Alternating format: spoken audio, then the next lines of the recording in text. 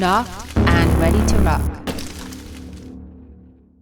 All right, we're getting really close on our setup, but this next step is absolutely critical, and that's setting up your sight properly, because it's not just about mounting your sight to your bow and then sighting it in.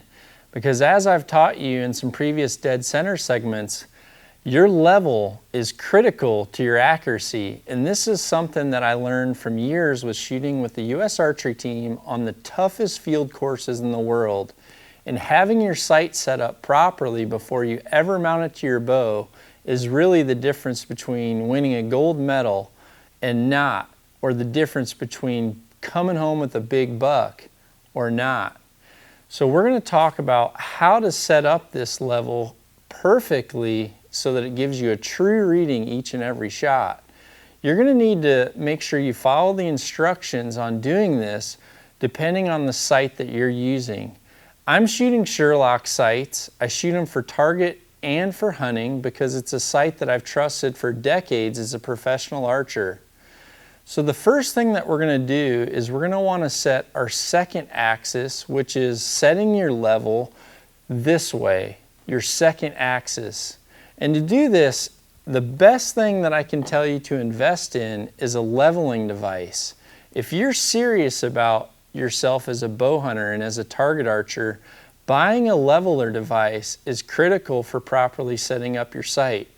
This is a bright sight leveler. You can get it at lancasterarchery.com.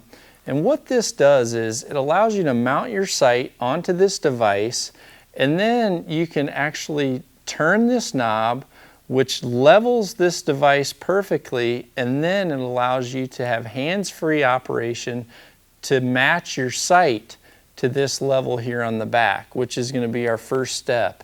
So I've got my sight mounted. I'm going to go ahead and I'm going to level this device so that I know it's perfectly square with the surface that I'm working on. Then I'm going to make the simple adjustments to adjust my level, my second axis, to where my front level is exactly the same as the level on this device. On this Lethal Weapon Red, you have two simple lockdown screws that are easy to loosen and then have micro adjustments for your second and your third axis. So first we're going to do this second axis. I've went ahead and made the adjustments to where this bubble and this bubble are perfectly where they need to be.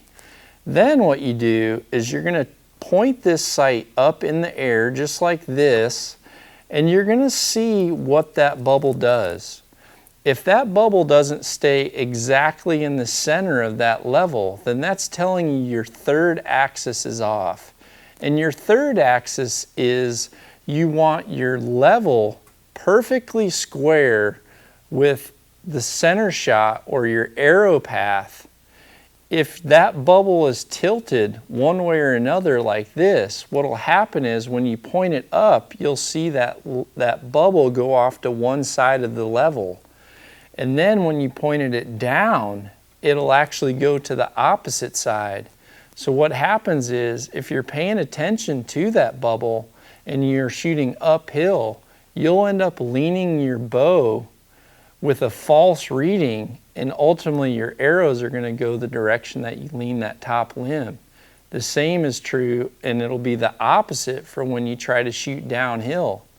And on field courses across the world, I've seen some of the best competitors there are sit there and shoot group after group to the right, uphill, or to the left, and then when they start shooting downhill, their groups are exactly opposite, and it's all because they didn't set up their bubble properly to begin with.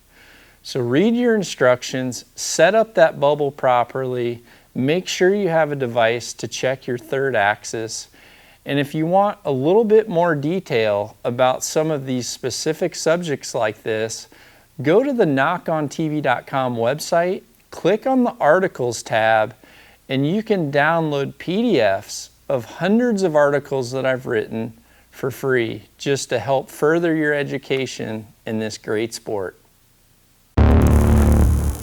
Knocked and ready to rock.